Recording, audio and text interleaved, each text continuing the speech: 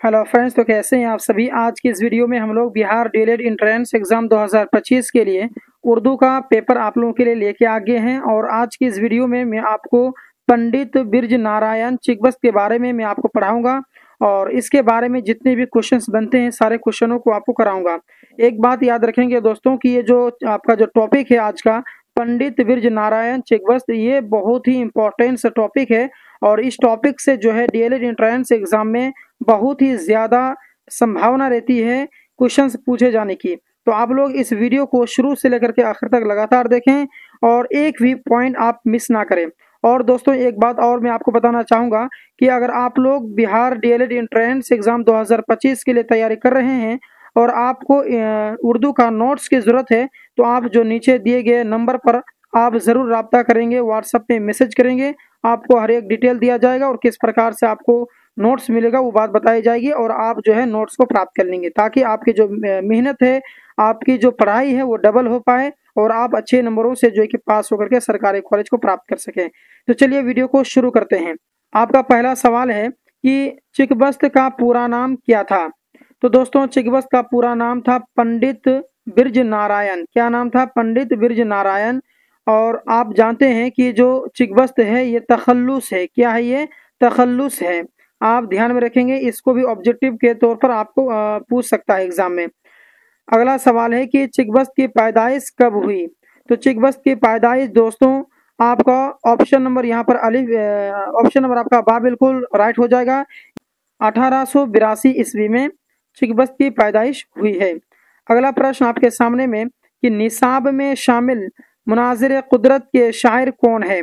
यानी दरख्शा उर्दू के जो निसाब में एक चैप्टर है कि मनाजिर कुदरत, तो उसके जो शायर हैं, लिखने वाले हैं, शायर हैं, वो कौन है। तो इसका जो ऑप्शन नंबर आपका जिम हो जाएगा बिल्कुल राइट, यानी चिकबस्त हैं। अगला सवाल आपके सामने में कि चिकबस्त का इंतकाल कब हुआ। तो चिकबस्त का जो इंतकाल है दोस्तों वो आपका ऑप्शन नंबर बा बिल्कुल राइट हो जाएगा, यानी आपका 1926 ईस्वी में 1926 ईस्वी में चिकबस्त का इंतकाल हुआ। अगला सवाल आपके सामने में कि चिकबस्त का इंतकाल कहाँ हुआ। तो मैं आपको बता दूं कि चिकबस्त का जो इंतकाल है दोस्तों वो रायबरेली में हुआ। कहाँ हुआ था? रायबरेली में हुआ था। इसका ऑप्शन नंबर जी बिल्कुल राइट हो जाएगा। अब हम लोग पढ़ेंगे मुख्तसर तरीन सवालात और उसके जवाबात। तो पहला सवाल यहाँ पर देखिए कि चिकबस्त का इंतकाल कब और कहाँ हुआ। एक साथ में सवाल पूछा है जो कि आपको ऊपर पढ़ाया गया भी कि उसका इंतकाल जो है रायबरेली में हुआ और कब हुआ है। तो उसका इंतकाल जो है कि आपका 1926 ईस्वी में हुआ है। चिकबस्त ने कौन कौन सी डिग्रियां हासिल की हैं। यहाँ पर टाइपिंग मिस्टेक हो गया है, यहाँ पर हो जाएगा डिग्रियां। तो चिकबस्त ने कौन कौन सी डिग्रियां हासिल की हैं। तो आपको बता दूं कि चिकबस्त ने बीए पास करने के बाद वकालत की डिग्री हासिल की। किसकी? वकालत की डिग्री हासिल की। अब आपका नेक्स्ट प्रश्न है कि चिकबस्त का इंतकाल किस बीमारी में हुआ है। तो आपको मैं बता दूं कि दिमाग पर फालिज का हमला होने की नतीजे में चिकबस्त का इंतकाल हो गया था। कहने का मतलब है कि एक मरतबा जो है पंडित बिरज नारायण जो है एक केस लड़ करके, जैसे आपको मैंने बताया कि वकील थे, तो एक केस जो है कि लड़ करके वो जीत चुके थे और वहां से लौट रहे थे और रेलवे स्टेशन पर उसका जो है कि दिमाग पर फालिज का हमला हुआ था, जिसकी वजह से जो है कि कुछ देर के बाद में उसका इंतकाल हो गया। अब आपके सामने में नेक्स्ट प्रश्न है कि चिकबस्त की कौन कौन सी नज़म हमारे निसाब में शामिल है। हमारे निसाब का मतलब है कि दरख्शा उर्दू में, क्लास 10 के दरख्शा उर्दू में कौन कौन से जो है कि नज़म शामिल हैं। तो मैं आपको बता दूं कि चिकबस्त की नज़म जो है कि एक हो गया मनाजिर कुदरत, हमारे निसाब में शामिल है। अगला प्रश्न है कि चिकबस्त का पूरा नाम क्या था।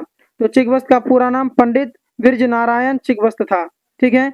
अब दोस्तों एक बात मैं आपको बताना चाहूंगा कि अभी जो हम लोग पढ़ने वाले हैं वो लॉन्ग क्वेश्चंस पढ़ने वाले हैं।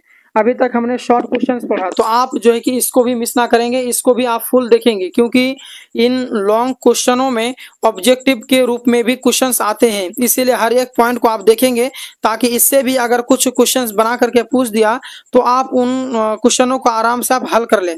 ठीक है। तो चलिए सवाल पढ़ते हैं कि चिकबस्त के बारे में 5 जुमले लिखिए। यानी मतलब कि चिकबस्त कौन है और उसके हिस्टोरी क्या है वो बतानी है। कब जन्म हुआ, क्या क्या उन्होंने लाइफ में हर एक चीज बतानी है। तो देखिए, चिकबस्त का असल नाम पंडित बिरज नारायण है और चिकबस्त जो है कि क्या थे, तखल्लुस हैं। उनकी पैदाइश 1882 ईस्वी में सूबे उत्तर प्रदेश के फैजाबाद शहर में हुई।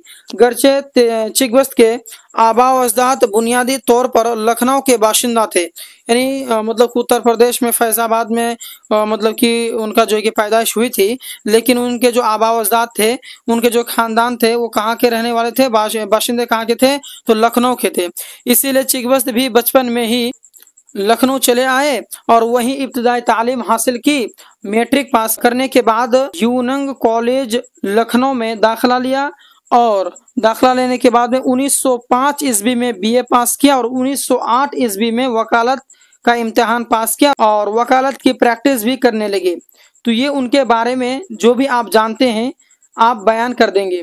अब अगला प्रश्न आपके सामने में कि जदीद उर्दू नज़म की मुख्तसर तारीफ कीजिए। जदीद उर्दू नज़म की मुख्तसर तारीफ कीजिए, यानी जदीद उर्दू नज़म क्या है उसके बारे में आपको बतानी है।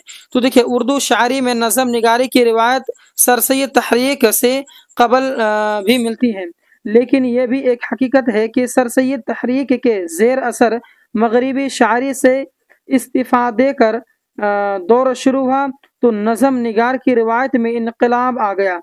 मुहकमा तालीम हुकूमत पंजाब के क़याम के दौरान मोहम्मद हुसैन आज़ाद और ख्वाजा अत्ताफ हुसैन हाली ने जदीद नज़म निगारी की तहरीक की क़यादत की और नज़म निगार शुअरा की एक जमाअत तैयार हो गई और यहीं से उर्दू शायरी की तारीख़ में जदीद नज़म की रिवायत का आगाज़ होता है।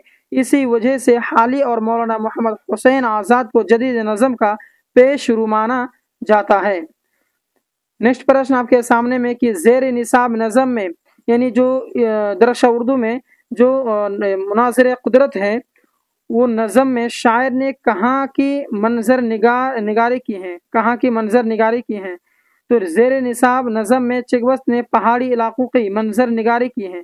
चुनांचे पहाड़ी इलाकों का वैरानापन, वहाँ की खामोशी और खामोशी में उबाशरों की मुतरनिम आवाज़, जहाँ इंसान की रूह को सुकून और तिमानियत हासिल होती है और उसी खामोशी में जब हवा चलती है तो दरख्तों पत्तों के हिलने से एक मुतरनिम राग पैदा होती है, उससे एक रूहानी कैफियत पैदा होती। इस कैफियत को शायर ने शेर का जामा पहनाया है। बहुत ही आसान शब्दों में इन सवालों का जवाब दे रहा हूँ दोस्तों। मुझे आशा है कि आप बेहतर तरीके से समझ रहे होंगे। तो दोस्तों, मैंने आपको चिकबस्त के बारे में, यानी मैं बता दूं कि पंडित बिरज नारायण के बारे में मैंने आपको टोटल चीज़ पढ़ा दिया, उसके बारे में जो भी चीज़ थी हर एक चीज़ बता दिया। तो इसी प्रकार से आप मेहनत करते रहें। अगर आप उर्दू का नोट्स चाहते हैं तो दिए गए नंबर पर आप ज़रूर रब्ता करेंगे। तो मिलते हैं नेक्स्ट वीडियो में। धन्यवाद।